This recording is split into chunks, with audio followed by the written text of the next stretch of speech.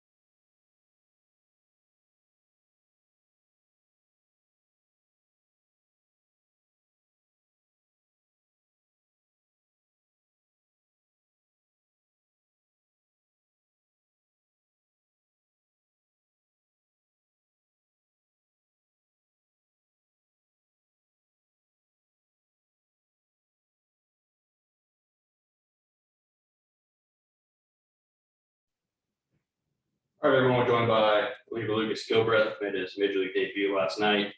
We'll go ahead and get started with Kevin Henry first. Kevin, go ahead. Hey, Lucas, congratulations. Thank you. Can you talk about the experience of being told that you were going to be on the active roster versus whenever you were told that you were going to be the 27th man for the doubleheader? Was there a difference in excitement there for you? Not necessarily. I mean, the thing for me is like anything could have happened either on the doubleheader or whether it be this trip or the last one. So for me, it was the same kind of excitement and just the fact that there could be an opportunity. But I think to your point, this time definitely seemed a little more real, if you will. And I think this time I was, a little more anxious, a little more excited and hoping to get an opportunity. And can you just talk about being on the taxi squad, what that's been like for you and how it helped prepare you maybe even more for getting the call up?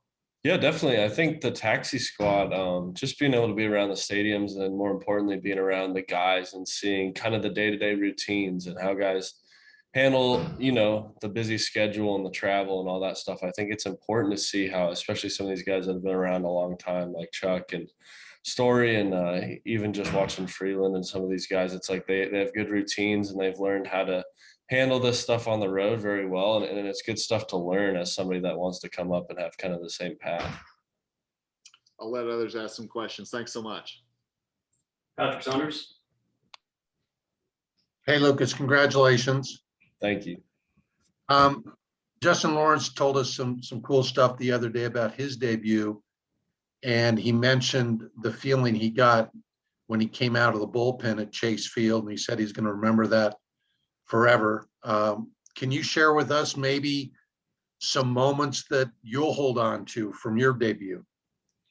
I think for me, the first thing was at one point it was, a tight game. And I was kind of sitting there saying, okay, we're going to give it to our guys and we're going to get a win here. And then we started scoring more and more. And I started to say, okay, all right, I'm going to start moving around, getting ready. And I think for me, it kind of hit me. The phone rang, I started warming up. And then once they got that last out and he said, all right, it's your ball game, I think it hit me. And I kind of looked around and it was just seeing the surroundings and hearing the noise. Obviously, I think it was kind of crazy to me, and just being able to run out there and have all of that going on around you. I think it was kind of surreal, but it was a cool experience for sure. Did your folks get to go down from Denver area down to Phoenix, or are they gonna have to wait to see you pitch? My wife and my mom were able to fly down, so that was perfect. They got down just in time for the game. That's awesome. What's your wife's name? Kelsey, Kelsey, and what's your mom's name? Teresa. Teresa. Okay, that's awesome. Talk a little bit about, if you would, the actual performance itself. I know you gave up a homer, which isn't exactly what you want to happen, but overall, how do you feel you handled the nerves, et cetera? No, I felt pretty good. I think the first pitch, I missed my spot there, and that happens. And I think it's going to be a good thing to learn going forward. That obviously you have to be ready from the get go. So it's a good learning opportunity. I think other than that, I made a lot of pitches and I executed my pitches well, in my opinion. And I think I got a lot of ground balls. And obviously, with the potential of playing in Denver, that's what we're looking for. So for me, it was an encouraging outing. I think if you take away that one pitch, and it is what it is, I think I'm happy with where I was at. I'm happy with how I was able to handle myself and kind of collect myself after that happened. And I'm excited going forward. And we may have asked you this when we talked to you back in spring, but how big a Rockies fan were you growing up? I was a huge Rockies fan. I used to go to all the games as a kid. It was funny. I was sitting next to Chacin in the bullpen, and I was just talking to him the whole time because I remember even when I was younger, just watching him pitch. I was asking him about all the guys he played with because I remember all those teams. And I used to go to quite a few games, and sometimes we'd get seats behind the dugout or near the dugout, and I loved being around the guys and seeing all the guys and being there as much as I could. Who was your guy? Did you say it was Helton or? Helton was my favorite. I liked Jason Jennings. I liked Jeff Francis. I mean, pretty much liked everybody on those early teams. Cool. Thanks, man. Appreciate it. Yep. Go to Danielle. Hi, congratulations. Buddy was telling us that he told you before the game about his debut and how it didn't go great for him, and Steve Foster did the same. Does that kind of help put things in perspective for you, that like maybe the first pitch doesn't matter as much, that they still believe in you? Yeah, absolutely. And I think it was funny. I mean, after the game, we talked about it, and I went in and I said, I think I have a story to one up both of you guys now. And they were laughing. But I think for me, it's like, especially as a reliever or whatever I end up being in my career, it's like, I'm going to give up home runs. It's kind of funny that I got it out of the way first, but now I can tell that story forever. And I already got rid of my first home run ever given up. So there's nowhere to go but up from here, I guess. That's a great perspective. Thank you. Mm-hmm. Thomas Hardy. Yes, first of all, Lucas, congratulations and hello from Brookfield. And secondly, in the clubhouse after the game, did anybody have a good crack about your first pitch in the major leagues? Oh yeah, I think everybody came and said congrats and had a little grin on their face, and I knew what all of them were thinking. And a couple of guys I think mentioned that it might have gone in the pool, so that was pretty funny. But I think I was 1 for 1 in my career at one point with pitches and home runs. So I think to me it was funny. Obviously, it's not what you want, but at the end of the day, we won the ball game, and I got out of it, and I was able to settle down. So it is what it is, and it's a fun story now. Yeah, maybe not that ball, but did you save a ball from the game? I did. Okay, good. No, I wish I could have got that ball. I think I don't know where that one is. As far as as far as you're concerned, first of all, you grew up a Rockies fan, but I think you had mentioned before you had been a hockey player. So, Yes. What player did you want to be when you were a little kid? Oh, it would have been Joe Sakic or Rob Blake at that time. All right, and how old were you when you really dedicated to baseball? Probably about 13, I would say, 12 or 13. Okay, and who did you play for at that point when you were 12? 12 and 13, I played for, I think, the Broomfield. It was like a Broomfield baseball league team. Okay. And then I went straight into high school from there. Oh, good. Okay. All right. And just to make sure, did you play in the Broomfield rec leagues or anything like that? No, I played in Northern Lights, which was I think in Thornton, because we lived in like Thornton area at the time. Ah, beautiful, beautiful. All right. As far as you're concerned from here, what's next? I mean, do you look to get that role? I mean, obviously you come up with Yancey on the IL, but I guess the goal is to get a regular role to where whenever he comes back or whoever comes back, you're part of the bullpen anyhow, right? Yeah, I mean, for me, it's just one of those things. I mean, I want the team to win games, and I think Buddy obviously wants to put the team in position to win games. So if that means it's with me, it's with me. And if it's with Yancey or whoever else, I think it's just, I got to do what I can do, and I have to do the best I can, obviously, to play my role to try and win games. And however I can do that, or however anybody can do that, I think that's the end goal this year. When you were at the alternate site, what were the things that you were working on, and how did those games go at the alternate site? On the alternate side, it was good. It was good to get some work in. I was just working on kind of smoothing out my mechanics, kind of honing in my command, and then working on a third pitch and starting to work that in, and just kind of getting ready and staying ready just in case something happened or if I was going to get an opportunity. And the games went well. A lot of games with the Diamondbacks, and it was just good to see hitting again. That's it. Obviously going into the season, it's good to see hitters and good to have at bats and umpires and the whole 9 yards. So it was a good opportunity there. And just to go back to last year, when you were working around here with Frank Gonzalez, was there a point that it hit you like, hey, even though I'm not playing in games, I may be getting closer?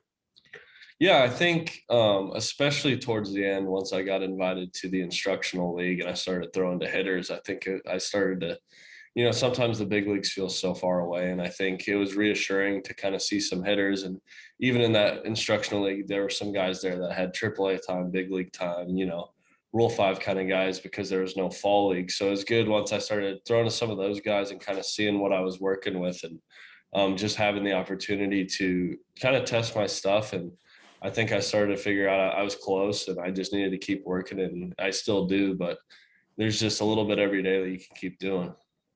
Hey, and just for accuracy's sake, did you play hockey for the Jaguars, or who'd you play for? I did. I played for the Jaguars. Okay, great. All right. Hey, listen, thank you very much for your help. Thank you. Mark Stout. Hey, real quick, Lucas, did you play at Larry Walker Field on York Street with Northern Lights? Yes, sir. Absolutely. And I went to a Rocky Top Middle School. That's right next to it. Oh, okay, cool. I had a quick email with your mom, and I know she's a principal, I think, of an elementary school in Westminster. Both your mom and your dad are North Glen High grads. Mm-hmm. Same year. Did they play sports there? Do you know? Yeah, my dad played football and my mom did gymnastics. It would have been 87, maybe. So they're like class of 87, right? Yes. Together. And also your mom told me, were you in the Little League parades at Coors Field, when they would have those on like Fridays? Yes, I think my mom probably, I'm sure she does, still has plenty of those pictures of me walking around the field every year from when I was, I don't even know, probably like 6 to 10 or whatever. I'll work on that, man. Hey, congratulations. Thanks for talking. Thank you. I'll go to Owen Perkins and finish back up with Kevin. Owen, go ahead. Hey, Lucas, congratulations. Are you able to think of your earliest memory as a Rockies fan? Can you think back to what the first thing on your radar as a Rockies fan was? I want to say I would have been in like kindergarten or first grade, and my dad pulled me out of school for opening day. That probably would have been like 2001 or 2002. I remember going to that game and sitting in the third deck in right field. Wow. And were the Rockies, the ideal place for you to end up, or do you have other places in mind, or was that your dream? Really? For me, it was a dream come true for sure. And it was a blessing because, I mean, obviously in the draft process, you don't have much control. So I would have taken an opportunity wherever I got it, but I was very fortunate, and it was a blessing to be able to get picked up by them and have that opportunity. Because for me, it is a dream come true. Yeah. So just lastly, can you, that moment when you're on the mound, your first pitch, I mean, I know it's a different kind of first pitch, but just before and after that, what were you thinking, that moment when the dream is coming true and everything, and the way it came true with that pitch? For me, I was just trying to tell myself to breathe, because I talked to some guys before and some coaches and everything, and they said, you're going you're going to have to breathe up there. It's going to be about impossible. And I kept telling myself that the whole game. I said, if I can remember anything today, I just need to get up there and breathe. So I was just getting up there, trying to slow down my heart rate, trying to breathe a little bit and get the ball in the zone and execute pitches. How did the homer impact your breathing? Oh man, it got me out. It got me out of it for a little bit there, but I mean, it happens obviously, and that's the game of baseball. So let's just tip your cap and move on. And next time, hopefully that won't happen. All right, great. Thanks. Congratulations again. Thank you. I'll go to Kevin and we have a few follow-ups. Kevin, go ahead. Yeah, one quick one for me, Lucas. So you only threw 6 pitches in that inning, including the home run pitch. So was that by design, just to attack the zone as much as possible, or and how quick did that inning seem to you? Oh man, yeah. I mean, the 6 pitches thing. Honestly, I was trying to attack the zone. I was trying to attack hitters. I mean, especially in a game like that, I trust the defense back there, and I was just trying to execute pitches and get bad contact. And the home run is what it is, but yeah, it got over. And I was kind of sitting there saying 6 pitches. That was quick. I think I threw 5 strikes and threw 1 ball, and then I was just done. And I think it was quick, and obviously it's going to be quick for your debut no matter what, but I think the 6 pitches made it even quicker. Thanks, man. Appreciate it. Mm-hmm. I'll go to Danielle and finish with Tracy. Danielle, go ahead. You're the 4th reliever to make his debut this month, and 2nd this week. I mean, did you pick the brain of the other 3 or what it was like for them to go through that? Yes, obviously I've known Justin Lawrence and I've known Bowden, and I've gotten to know Sheffield pretty well over the last few years and even this year. And we were all joking and laughing, and they said, it's a long run out there and you got to get your breath before you get up there. And they were right, because I think it's cool to hear from those guys that have been through it, especially so recently, and kind of what they've gone through and what they've felt, because they got a taste for it and they got an experience, and you can't take that away. And obviously that insight is more valuable than anything. Thank you. All right, Tracy, finish it up. I might be a repetition because I was late getting on, but when they decided in last summer to put you in the bullpen and you had started, right, basically in pro ball and in college ball and high school, was that a tough one for you, or how much did you welcome that idea? I was excited about it. I think long term, in terms of self-evaluation, I think for me it was going to be a quicker path, if you will, to the big leagues as a reliever. I think, not to say that I never would have made it as a starter, but I think I was just, a little further off with having 3-4 pitches that I could command well. And I think I was in a pretty good spot with 2 of my pitches. And I think mentally I was in a pretty good spot to handle, short bursts, higher pressure situations rather than, the longevity piece. So I was pretty excited about it. I'm pretty flexible, and to me it was kind of a fresh start, and I'd had a frustrating year the year prior. So for me, I was excited for kind of a fresh start and kind of turning a new leaf, and I was ready to do whatever. And, fortunately it worked out for me. Well, I would imagine, given that last year in the camps is when you started to make the move, this actually was probably quicker than you even thought when you said, yeah, I want to do it because it's going to be a quicker way to the big leagues. Yes, absolutely. Absolutely. I mean, obviously this is, best case scenario. I got up there quick, and I think for me, it was just making that transition and trying to do the best I could in that position. And, there's still learning curves, and there's still new stuff I'm learning every day and trying to get sorted out, because I think that's one thing that I have to keep doing as I continue to play, is just learning something new every day, trying to figure out something little to keep me around. Well, thank you very much, and I'm sorry if I was repetitious. No worries. Thomas, do you have a quick follow-up to finish? Yeah, quick follow-up. There have been a number of kids from here that went to the University of Minnesota. What is the connection there? The pitching coach at the University of Minnesota, actually, Ty McDevitt, is a guy I played with. So anytime he asks me about Colorado kids, I'll try and help him out. And anytime anybody asks me, I think he's one of the best coaches in the nation right now at developing pitchers. So to me, it's kind of a no-brainer for connecting guys to him. And, he'll always reach out to me and see if I know guys around the area, because, obviously Colorado's a cold weather state, and it's not a big state for college baseball. So I think, the guys up at Minnesota kind of realize that, and realize, there's some guys there that can pitch in cold weather, and there's kind of an untapped market there, if you will, of, you know, guys that are maybe late bloomers or a little underdeveloped that can be good in a few years.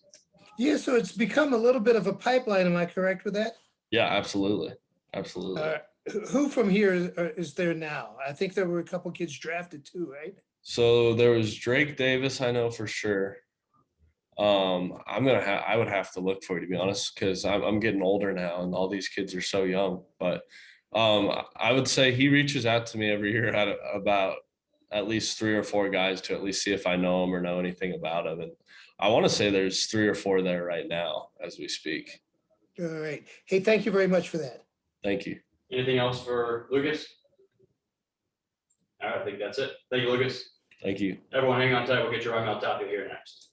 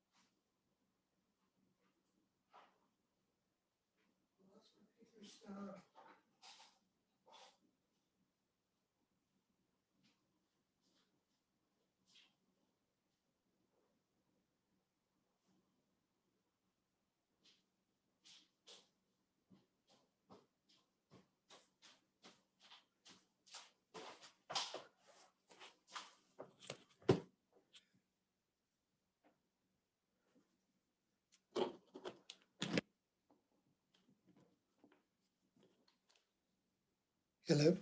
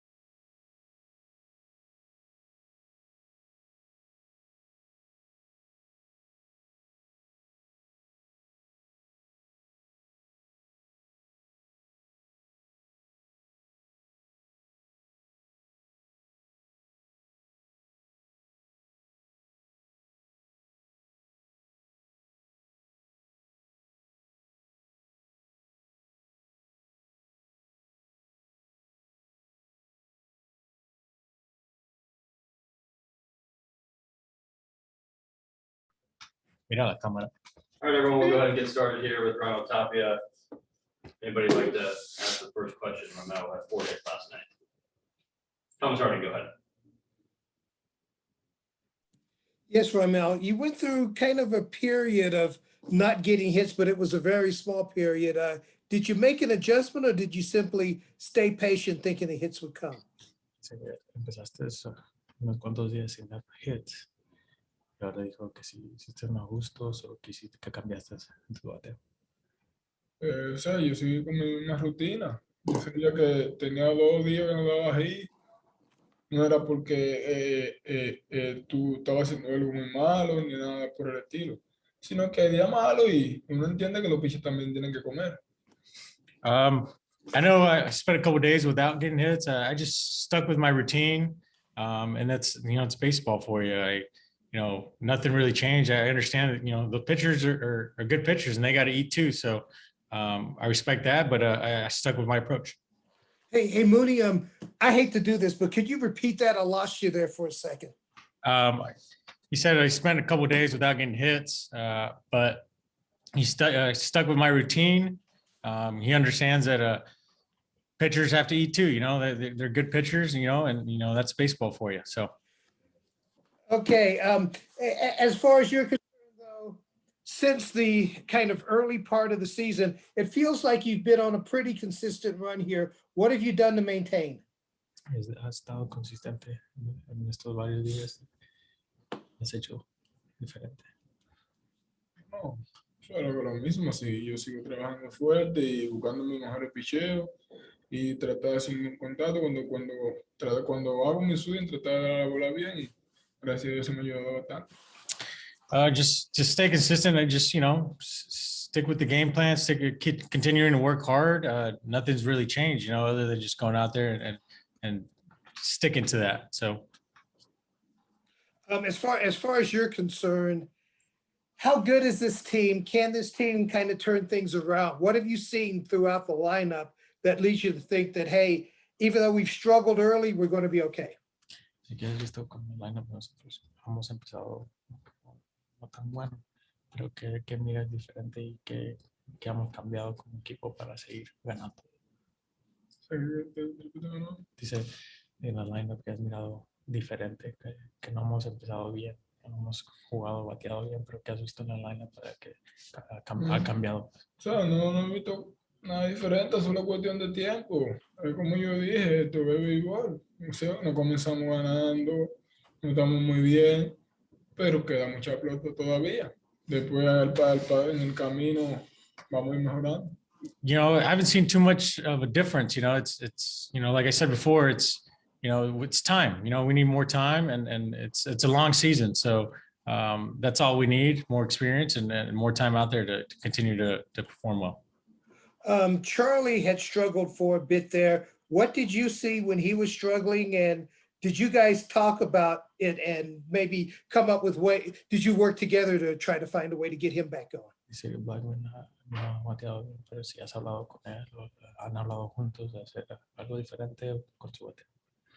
Oh, él confía mucho en su plan y Charlie es una máquina de bateo. Yo sé que él ahora mismo no está muy bien, pero yo sé que él lo va a coger porque es una máquina de batida y él confía mucho en su swing. Y yo también confío mucho en él. Yo sé que él va a subir. I have a lot of confidence in him, and he's got a lot of confidence in his swing. And he's a hitting machine. When he's on. So we got a lot of confidence in him, and we know he's going to do what he needs to do at the plate. Hey, thank you very much, Ramel. Thank you. Dr. Chalmers? Hi, Rymel. Two-part question for you. One, when the team is not hitting, the whole team is not hitting, particularly on the road, how much pressure do you feel as an individual hitter? And then the second part of the question is, when everybody gets rolling and starts hitting like you do last night, does it change your approach? Do you feel free, or does it take some of that pressure off? Dice, dos preguntas. Primera dice, cuando el equipo no está bateando, pone más presión para ti mismo cuando estás bateando. Y segunda parte es cuando el equipo está bateando, te sientes más relajado en el plato para batear. Bueno, no creo que es lo mismo. Tú siempre tienes que ir al home con un mismo plan. No porque estemos ganando por 15 y yo voy al home a quedar su swing grande, o no porque estamos perdiendo, tengo que ir con la presión de que estamos perdiendo, que no voy a hacer swing, ¿no? Tú tienes que ir con tu mismo plan y creo que eso te puede dar mejor resultado. Uh, for me, nothing really changes. You can't go up to the plate, up 15 runs and try to swing for the fences and change your swing. I think it stays the same regardless of whether we're down by a lot or up by a lot. My approach and my confidence in my swing stays the same regardless. And even when we're losing, I don't try not to think about that type of pressure, and just go out there and compete. Has that changed over the years for you? Maybe you would put more pressure on yourself when you were younger, and maybe now you can look at it as just one bat at a time? Dice que sí ha cambiado en estos años. Cuando era más joven te ponía más presión. O es igual. No tenía presión cuando joven. Yo, gracias a Dios, o sea, soy una persona que juego relajado y no cojo presión. Yo sabía que todo era cuestión de tiempo y ya cuando yo comenzara a jugar todos los días, yo sabía que yo iba a dar mejor resultado. It hasn't really changed, honestly. I'm a type of hitter that plays relaxed all the time. I knew when I was younger that all I needed is more playing time to get more at bats and just to feel more comfortable, and that's how I approach it. Great, thanks, guys. All right, we'll finish up with Tracy. Earlier, when you were struggling a little bit, you got moved out of the leadoff spot and now you're back up top. Does it make much difference to you whether you hit leadoff or not? Sí, cuando estaba batallando, te quitaron el leadoff y ahora que estás bateando te regresan al leadoff. Afecta mucho tu bateo cuando no estás bateando en ese turno. No me afecta. Yo soy una persona que yo soy un joseador. Yo, a donde me pongan, yo voy a tratar de hacer mi trabajo. Yo no le doy mente a si estoy de primero, o segundo, de octavo. No, eso no es un problema para mí. Yo juego donde me pongan. I'm a type of hitter that hustles, plays hard. That type of stuff doesn't really affect me whether I'm, lead off or not, or wherever I'm in the lineup. I just go out there and just do what I need to do. Do you feel like when you hit leadoff, you have to work pitchers more to make them throw strikes and see if you can work walks, or does that not matter? Dice, cuando estás bateando primero, tienes que esperar más picheos o haces lo que quieras. No es mandatorio para el primer picheo. Yo lo espero ya porque a veces quiero ver y eso, pero no todo el tiempo que voy a esperar el primer picheo. For me, it's not mandatory. I don't, whether I take the first pitch or see more pitches. Sometimes, I just want to see more pitches, and that's my approach sometimes. But it's not necessarily every time. Thank you very much. Thomas, do you have a follow-up? Yes, I do. You have some younger guys in the lineup, whether it's Nunez, Fuentes, Daza. Are you a part of trying to help them out? I mean, do they talk to you? Do they ask you questions? Or do you go to them and say, hey, I'm seeing this and you may want to try this? Si tiene jóvenes batiendo en este lineup, como dice que si hablas con ellos o ellos te hablan contigo. Sí, siempre nos mantenemos hablando y eso, y a veces me pregunto, o sea, oye, dime si estoy cortico, si me estoy abriendo un poco, y siempre nos mantenemos en comunicación. We always like to communicate as a whole. Sometimes, they want to know, whether I'm short or long or, and we like to kind of keep each other in check. Does that feel good to you? You were a young guy not that long ago. You're still young, but the fact that you have teammates coming to you, asking you questions, how does that feel as a player right now? ¿Cómo se siente como jugador con jóvenes que vienen y te preguntan cosas así con sus, porque tú eras un jugador joven que ahora tú eres, por decir, un veterano que viene y platica contigo? ¿Cómo te sientes? O sea, me siento bien porque ya veo, o sea, vienen de mí, están confiando en mí y creen que yo les puedo decir algo que le vaya a ayudar a ellos. O sea, porque yo hice lo mismo cuando yo estaba más joven. Le preguntaba también, entonces ya yo le preguntaba porque yo decía que ellos podían ayudarme en algo, entonces, si ellos hacen lo mismo conmigo, ¿por qué creen que yo puedo decir algo productivo? You know, when I was younger, I tried to ask those type of questions to the veterans, and now that I'm in that role, it just gives me a little bit more confidence knowing that I can help out a younger hitter, and vice versa, they can help me out too. So I believe in those guys, and they believe in me, and so the communication's been great. All right. Hey, thank you very much, Ramel. Thank you. Anything else for Ramel? All right, I think that's gonna do it. Thank you, Ramel. Thank you, Mooney. Thank you. Everyone, Thanks, hang guys. tight. We'll get your bud block on this same Zoom here.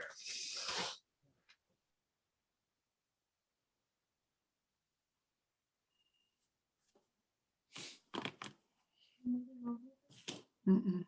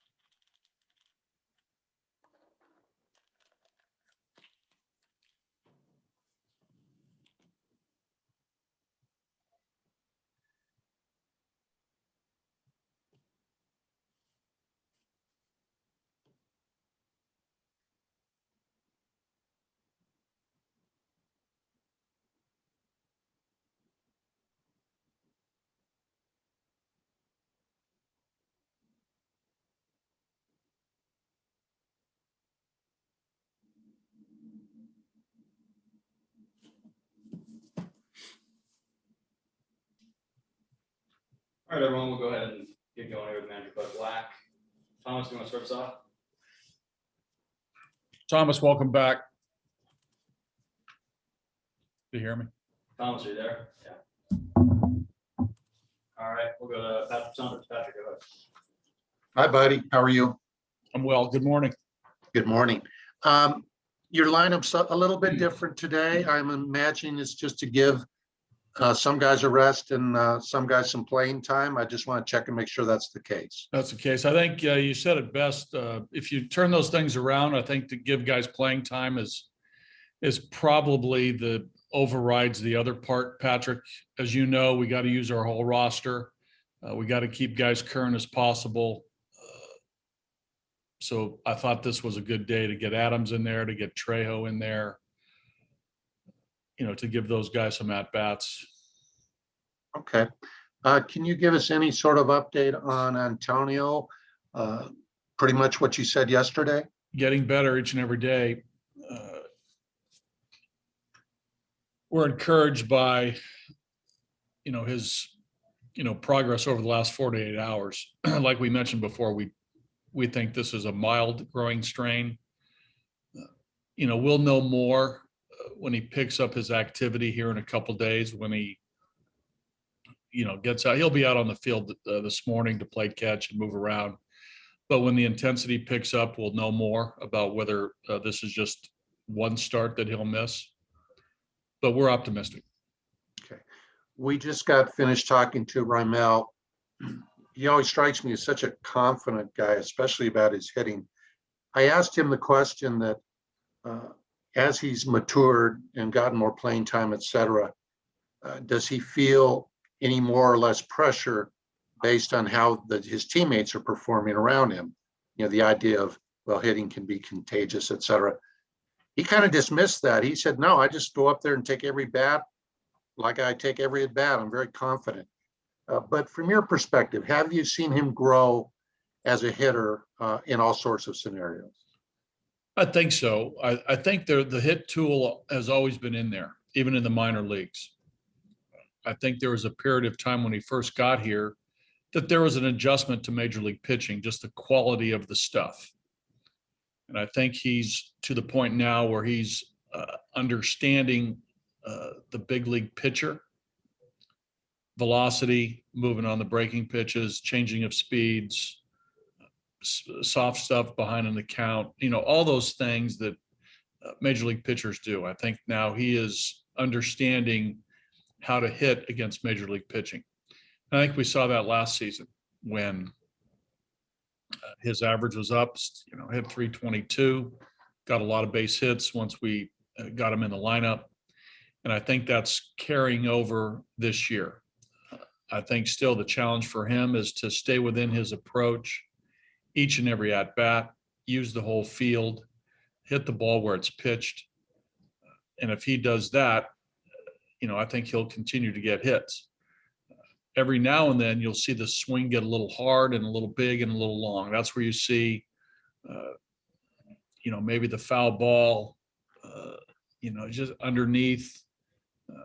You'll see, the ground ball to second, trying to pull an outside pitch with a bigger swing. So, if he stays with that approach of, stay in the middle of the diamond, a thought process, and then hit the ball where it's pitched, I think you're going to see a lot of hits. And I do think the homer will show up. He shouldn't ever try to hit homers because that's when the swing gets big, swing gets long. It's clear that he has a pretty, I don't know if unique is the word, but substantial skill in terms of hand-eye coordination, ability to handle a bat, et cetera. In that regard, does he remind you of anybody in your time in baseball, just in terms of his bat to ball skills? Yeah, I'd have to think a little bit, but yeah, there's that type of guy. But it's a unique stance, but he gets in a good hitting position once the pitcher starts his delivery and is about to release the ball. He's in good position to hit. There's nothing off the top of my head, Patrick, because I still think everybody's unique. But there are those hitters that, have that quality of bat to ball skill. I'm trying to think really hard if I can draw. Well, that's okay. You can Yeah. think about it and like I heard. back to me. Okay. Yeah. And one more follow-up on Cap, and I don't mean this in a negative way at all. But is there a little bit of a stubbornness to Tap? Because he's always said, hey, I can hit anytime, anywhere, but we've been having kind of this same conversation where you tell us, he's got to rein it in once in a while. But is there a little bit of a stubbornness to Tap? I don't know whether it's stubbornness. I think it's just, really strong conviction in his belief in his ability. I think that's real. And I think, a lot of players have that. That's why they're here. It's what has made them, a major league player, is his belief in himself. I don't know whether stubborn's the word, but there's, a great deal of self-confidence that he can hit, because he's always hit. So, whatever I don't think stubborn's the word. I think he's just, he believes in himself and his ability to hit. Great. Thanks. Thank you, buddy. Anybody else have any questions for Buddy? Evan Henry. Go ahead. Hey, I'll ask you one on Tapia, if you don't mind. From the defensive side of things, what have you seen this year as far as his defensive development? Well, still, working on it every day. I think that, players, Kevin, work on all facets of their game. We've talked about Tap over the last couple of years, and it's just it's a daily,